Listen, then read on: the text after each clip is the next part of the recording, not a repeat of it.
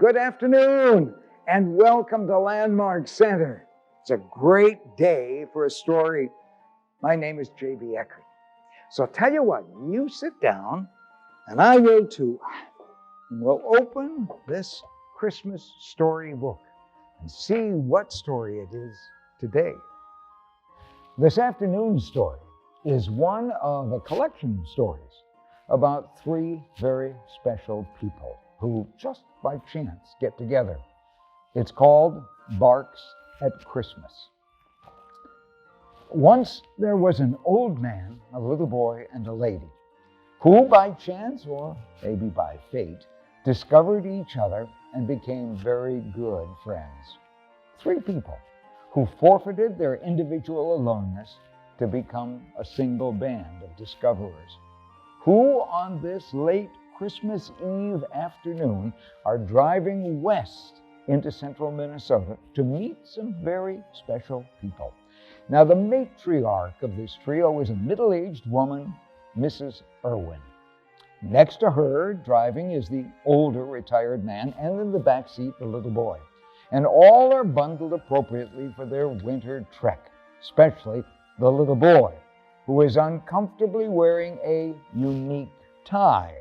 The tie for Mrs. Irwin was very special. She had it designed, this green masterpiece of a tree on a red background, and it was designed in such a way so that when you looked at it vertically, it said, "I love you."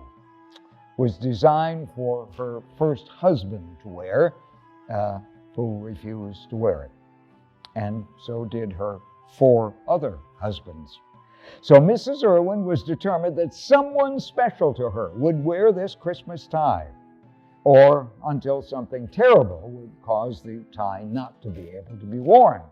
Having decided never to marry again, Mrs. Irwin decided the little boy in the back seat was her last great hope. The old man's 4-door sedan sped past the last urban closed-for-the-season roadside stand and raced into the wintry twilight of the late afternoon. From the back seat came, "Just exactly where are we going?" the little boy said. "I mean, I know to some special friend's house, but exactly where?" Unable to ascertain its location on your cell phone? Inquiring Mrs. Irwin as she turned to look at the back seat passenger. "Well, I don't know where exactly to look." "Well, it's some distance off the beaten path," Mrs. Irwin replied. "The tour's actual location is unimportant. What is important, what is most important," she added, looking from the young person in the back seat to the older gentleman driving, was that I am introducing my friends to my very best friends. She turned to stare out the windshield of the car, and she looked very pleased and very proud. Best friends. The little boy quietly repeated, looking at the old man, then back at Mrs. Irwin. He'd never considered the relationship best friends. It was very comforting. More than that, it was something special. "At town," the old man seemed startled. "I thought we were going to some kind of old ladies' home or something." "Does the town have a name?" the little boy excitedly asked, reaching again for his cell phone in the back seat. "Well, there was a town," Mrs. Irwin explained, "but it's not much anymore. I discovered this place shortly after arriving in Harrison Bay, but how is it all the way out here?" the back seat occupant asked. "Well," Mrs. Irwin confessed, "nobody seemed open to accepting me into your community or taking advantage of my extensive real-life world knowledge.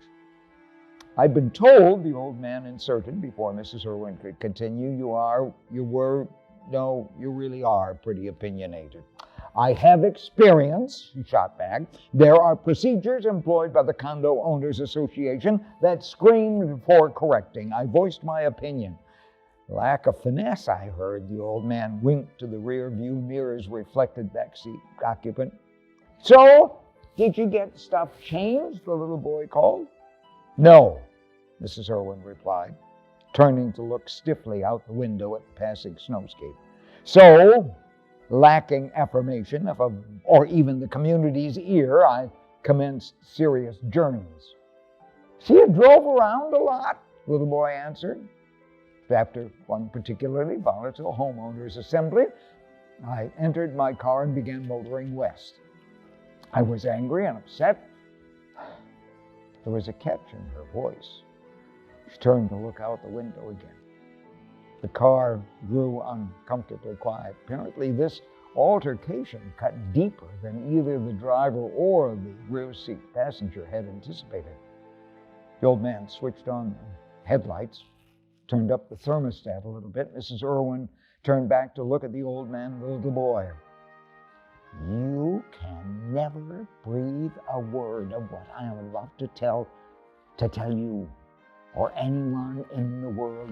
You understand?" She spoke sternly. "No one in the world," she repeated. "No one in the world," the others nodded solemnly. "I cried," Mrs. Irwin stated. "I don't cry. I'd cried then." There was silence in the car, just the drone of the motor and the infrequent muffled crackling of frozen pools of ice on the highway. The sun had set. It wasn't even 6 o'clock yet. Light snow began to fall, so the old man turned on the intermittent wipers. Every half seconds or so, the rubber blades would sweep across the windshield.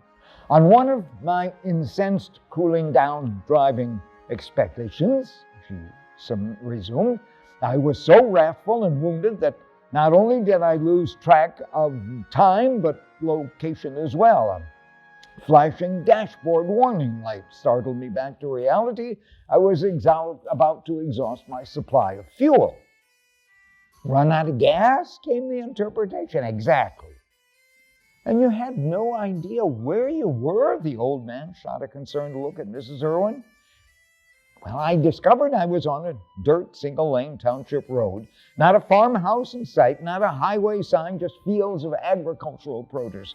And then the road in front of me all of a sudden dipped away. And I was plunging several hundred feet down toward a stream that divided a valley from right to left.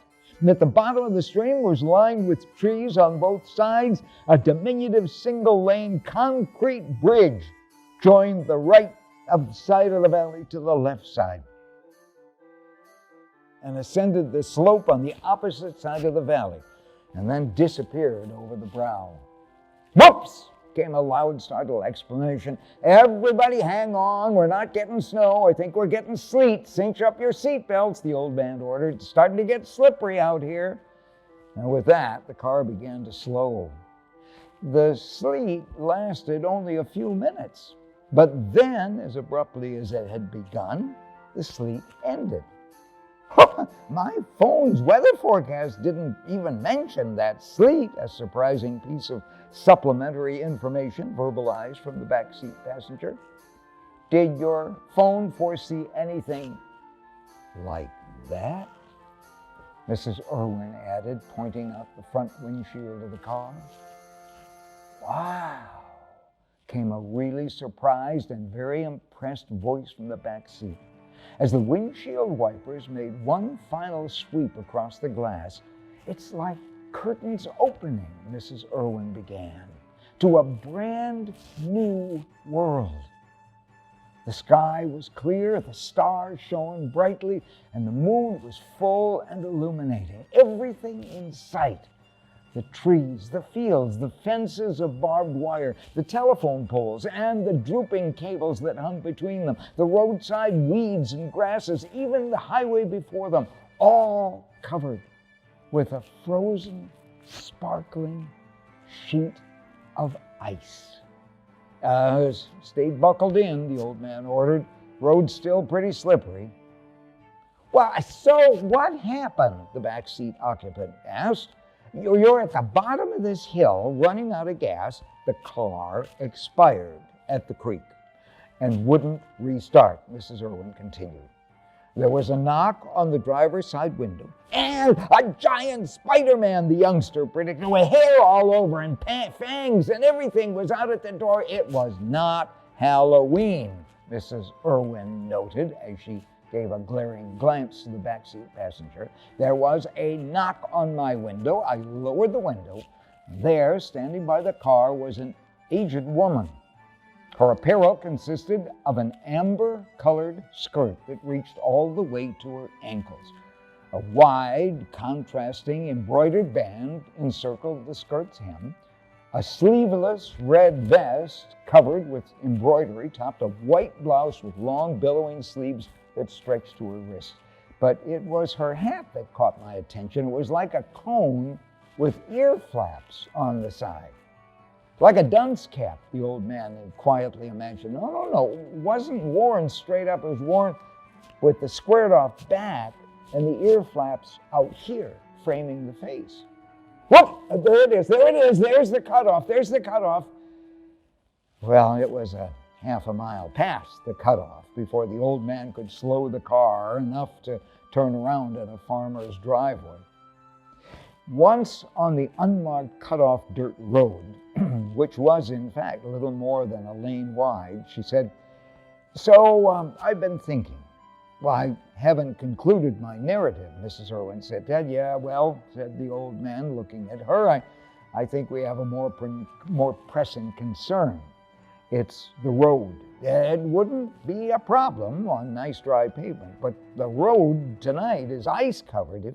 If we start down that hill, we may not be able to stop. And what did you say was at the bottom of the hill? Was it a creek, she answered, and a bridge, the young voice behind reminded. A pretty substantial concrete bridge, I think you said, the old man said. Look, I suggest we begin at the top of the hill. We just stop, and then maybe we can signal your friends and they could meet us. Or you could call them, or we could tie a note to the puppy, suggested the little boy, and send him to find your friends. And that's something else I wanted to ask you about, the old man said. Why are we bringing a puppy as a Christmas gift? They're traditionalists, Mrs. Irwin explained. Something really new heralds a coming year that they believe will be very special. Because of everything they've given me, I want their Christmas in the year ahead to be the very best that it can. The old man glanced over at Mrs. Irwin and gave her a smile. Then that little pooch in the back is absolutely right. Mrs. Irwin turned in her seat, unbuckled her seatbelt, and reached over the back of the front seat to pet the pup. The little boy loosened his seatbelt slightly, leaned to give Mrs. Irwin a pat on the shoulder.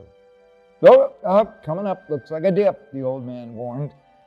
Maybe you're right, Mrs. Irwin said, sitting back on the side of her front seat. Stop at the top of the hill and determine the way down. Sound of wheels crunching on the icy road diminished as the car slowed and finally stopped. The vehicle was now resting on the right side of the road with the dip just ahead. If we had a toboggan, came the smart young voice from the back seat, we could slide down the road and find your friends. You know, that's not a bad idea, the old man said. Agreed, Mrs. Irwin's submissive response. Unfortunately, we don't have such a contrivance or anything with which to construct such a device. But we do, interrupted the old man. Of course, the puppy's gonna lose his bedroom. The cardboard box that I've been keeping the puppy in, came the two-voice skeptical response. Boxes, came the old man's clarification. Remember, the empty boxes in the trunk that I have in the car that I forgot to fill with sand. So we got several of those boxes. So we break the puppy's box apart and flatten it, do the same with the boxes in the trunk, use them to slide on. Steer with your feet, came directions from the back seat. Well, Friends I want you to meet are just across the bridge, Mrs. Irwin told the two. Listen, if worse comes to worse, the little boy offered, I'll slide on my tie. Mrs. Irwin did not smile. They woke the puppy, broke up his box. They buttoned their coats, zipped their jackets, put on their gloves, and in unison opened their doors and stepped warily out onto the ice-covered road. It's so bright, Mrs. Irwin exclaimed. Like a whole new world, the old man added. With the puppy's flattened cardboard box in one hand and whatever he could grab on his side of the car, the little boy inched forward toward the front of the car. At the open trunk, the driver removed 2 cardboard boxes, flattened both, closed the trunk, and with the cardboard under his arm, started the slippery trek toward the car's front. And once there, he slid one improvised cardboard box sled across the hood to Mrs. Irwin. So, everybody ready? Came the voice of the little boy, who had inched forward a dozen feet toward the brow of the dip. When there was no immediate response to the question, the young one proudly complained, "See you at the bottom!" Seated on his cardboard, legs straight before him to steer, he pushed off and began his descent into the valley. He was followed by a little tan ball of fur, yipping, galloping, and tumbling after him. "Oh, my God, no, wait!" cried Mrs. Irwin, but it was too late. The little boy was already beyond her grasp and gaining momentum. "Not to worry," said the old man as he spread his cardboard out, belly flopped on it, and started after the little boy. "Well, I'm not staying here alone," Mrs. Irwin said as she swung the cardboard on the ground before her, releasing her grip on the radio antenna and attempting to sit. Before she knew what had happened, she found herself lying flat on her back, looking up the front wheel fender well. Grabbing the front bumper, she pulled herself to a sitting position. She sat for a moment, hoping to hear something of her 2 companions from the abyss ahead. She could detect the whooshing sound of the prayer hurtling down the ice-covered roadway ahead. Feeling some assurance all was well, she waited. Nothing. Then a scream, followed by furious yipping and the sound of creek ice breaking. Quickly, Mrs. Irwin shoved off from the front bumper, still flat on her back, without her cardboard, and looking up at the stars, legs straight out before her. She was moving toward the dark shadows of creek lining the trees. She was among the tree shadows, then over the brow of the hill, accelerating down the incline. She dug her boots into the ice on the road before her, spread her arms in an effort to slow her descent, but she felt her speed increasing. Raising her head, she saw movement ahead. It was the waving arms of the little boy, the tail wagging of the puppy. But the adult male was missing from view. Words reached her before she reached the bottom. "You should have seen him!" Came the awestruck description the little boy hollered to Mrs. Irwin as she skidded to a stop before him. He flew right between the tree and the end of the bridge and landed right in the middle of the creek. It was awesome. "Where is he? Did he sink below the ice? What a bitch!" She never had a chance to finish. Before her in the creek, a dark mass was struggling to form into something. Mrs. Irwin and the youngster ran to the bridge over the creek, just in time to see the form coalesce into a man, standing in the middle of the creek, surrounded by shards of broken creek ice. "It's only about a foot deep," the old man called. "There's hardly any water in the creek. My socks and shoes and pants are soaked, but the rest of me is fine. I can't find my glasses. You'll have to drive us home." The old man climbed out of the shallow hole in the ice and gingerly started walking toward Mrs. Irwin. Mrs. Irwin and the little boy started across the ice only to abruptly stop. Still in the middle of the creek, the old man saw them halt. Mrs. Irwin pointed behind him. The pant-soaked man turned to look at what had caught their attention. Coming toward them, weaving through the trees on the opposite side of the creek, were 7 bobbing lights, carried by 7 hooded persons, their long overcoats dragging in the snow. "Hey-ya! Do you sold them?" the leader of the group called. The three on the ice watched the approaching column in silence. "Hey! Day you sold 'em," the leader of the line called again, a little louder and stronger this time. Fina, Mrs. Irwin called that. Fina. The little boy looked at Mrs. Irwin in disbelief. The old man turned to her as well. "Since when can you speak whatever language it is they're speaking?" the two asked. "Since this spring," Mrs. Irwin answered proudly, "when they gave me some gas and some cookies, some really good egg coffee, and some even more wonderful and heartfelt consolation." "Do you feel tenant?" the leader of the seven asked. "That," Mrs. Irwin responded, and then again, "That, yeah, one of us is that." "The wet one could use some dry socks and pants," the old man whispered, "if they got any just laying around." The trip to the house on the hill on the other side of the creek was short in time, but slow in progress as the little party cautiously made its way across the creek and up the sleet-covered walkway to the main house. Once inside, the old man was given a clean, pressed pair of overalls and wool socks, and after replacing his wet garments with the more fresh-worn ones, he found himself in front of a roaring fire in a massive fireplace in the front room of the big house on the hill. And on his lap, he balanced a plate of pastries and candies, the amount of which he had never before seen, but which produced a smile upon his face that told the world he was a very contented man. Close by, with a large cup of very dark, rich coffee. And next to him sat the little boy, also balancing now an almost empty plate of treats and a half-filled glass of homemade soft drink.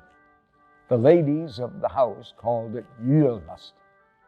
The ladies were all older, some even much older than the old man. They hovered around their male guests. They talked among themselves and infrequently tried a little English that Mrs. Irwin has been teaching them.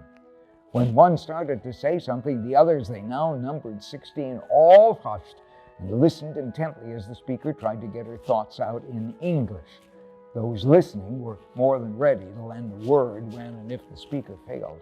The ladies all wore the Swedish long skirts topped by the white billowing blouses and the red and white overvests.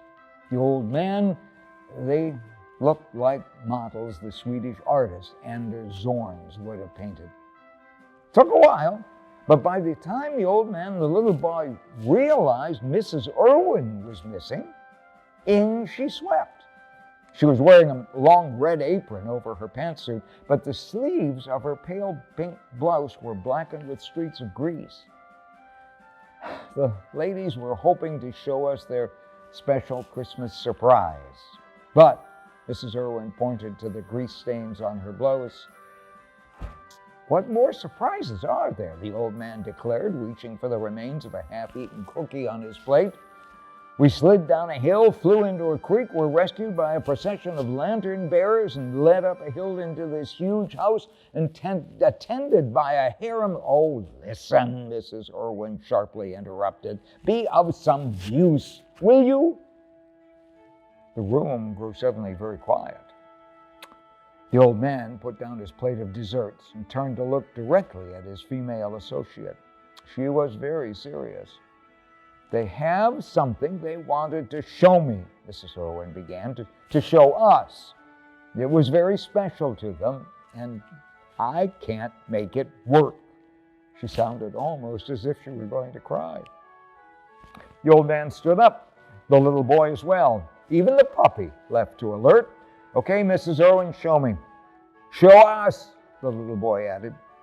"We'll see what we can do," the old man said, slipping his wool-covered feet into a pair of nearby buckle-up galoshes, while the little boy put on his coat and gloves. A moment later, all three were in a lean-to shed that creakily was attached to the side of the big house. Within its darkened bowels was a huge, old, dirty electric motor. "And it won't start," Mrs. Irwin said as she showed them in. Well, it's ancient, the old man said, looking at the huge things. They've got to be as old as some of the ladies in the house.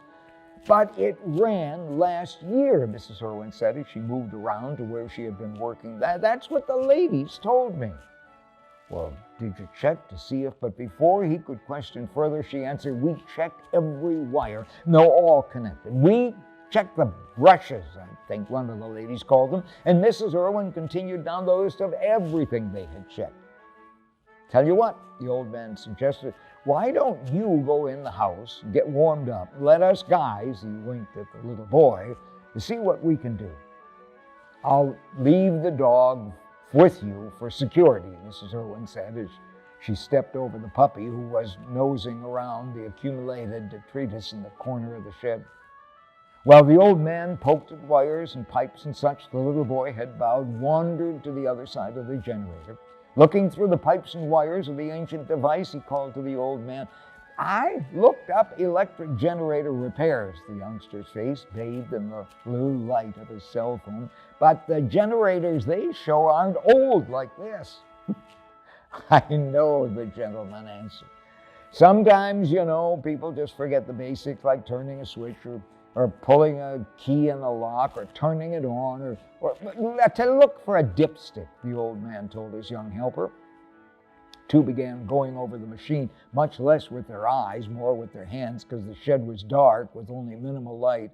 Oh, the youngster shouted, I found it. And he pulled a long metal stick from the machine and held it in front of him. There's some really thick black clay down at the bottom of it.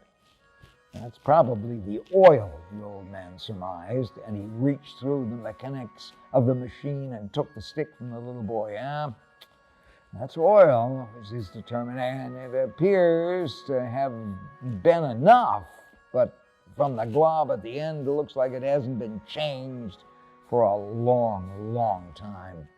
Handing it back, he warned him, careful now, don't drip on your tie. Using the light of his cell phone, the little boy slipped the stick back into its place. Oh, said the old man in quiet surprise, wonder what this screw cap covers. Don't touch that. A stern, authoritative voice made them jump. They turned to see a figure edged in moonlight standing in the open shed door. The puppy stopped sniffing, turned to face the figure, and leaning back on its haunches as if preparing to spring, he began barking and growling. And just who are you? The old man challenged over the yapping as he stood up to face the silhouette. I might ask you the same. The little boy came around from behind the old generator and stood by the old man. Kid, too, the figure said. Is that your car at the top of the hill? It is, the old man answered. We were invited here. But you were invited, the figure in the doorway asked. I thought the ladies were expecting a lady.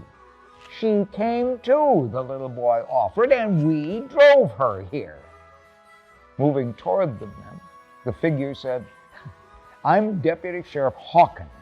I check on the ladies as often as I can. Well, glad to meet you, Sheriff, the old man said, stretching his hand toward the officer. And you drove the lady they were expecting out here?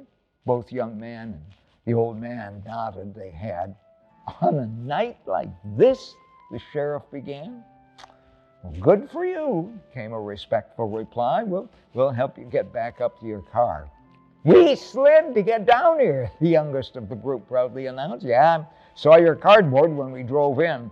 But you have to tell me, please, what are you doing out in the shed?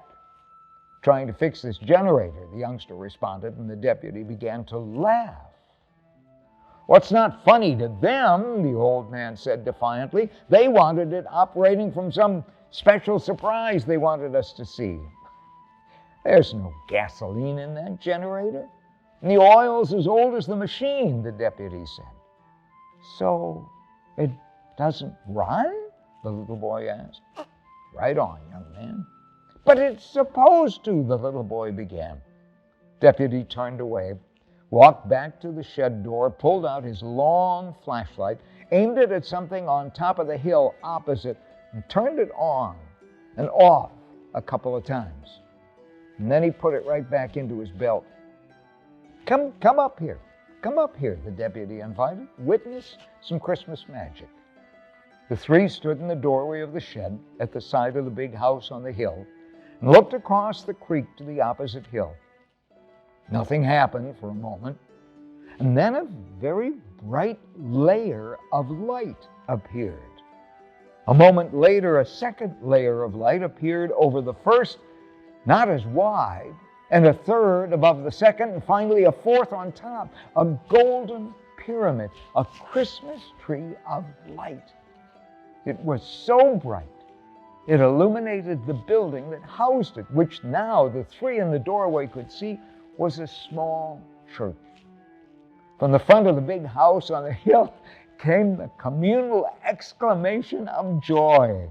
There was laughing and much applauding, and when the little boy and the old man and Deputy Hawkins entered the great room, they were greeted with applause and hugs and accolades for getting the generator working so light in the little church on the hill would be there at Christmas time.